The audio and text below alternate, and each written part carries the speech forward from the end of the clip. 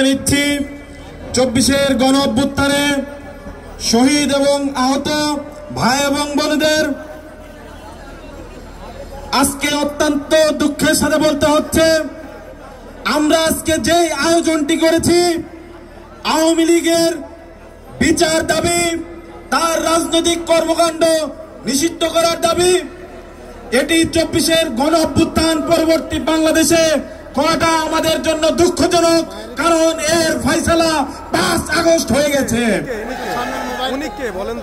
বর্তমান যে অন্তর্বর্তীকালীন সরকার আছে তারা কোন নিয়ম মাফিক এই চেয়ারে বসেন নাই, তারা জনগণের বুকের ঢেলে দেওয়া রক্তের ম্যান্ডেটে তারা এই চেয়ারে বসেছেন। তাই আওয়ামী লীগের নিষিদ্ধকরণ নিয়ে ন্যূনতম কোনো টাল বাহানা করবেন না। আমরা বলতে চাই, জনগণই রাষ্ট্র। সংগ্রামী ভাই এবং বন্ধুগণ, বারবার এনসিপির পক্ষ থেকে কেন সংস্কারের উপর গুরুত্ব দেওয়া হয়?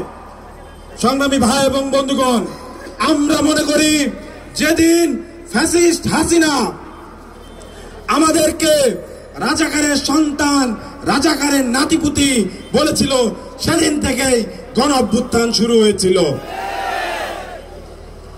সে কিভাবে আমাদের এই অভিধায় ট্যাগ দিতে পারলো আপনারা কি সেটা জানেন? আপনাদের সামনে স্পষ্ট করে দিতে চাই, সংবিধানের অন্যতম যে মূলনীতি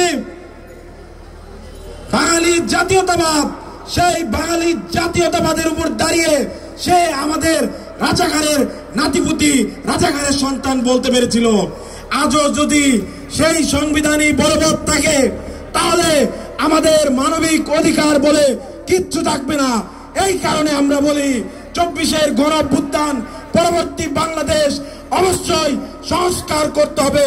মৌলিক সংস্কারের আগে কোন প্রকার কোনো নির্বাচন নয়।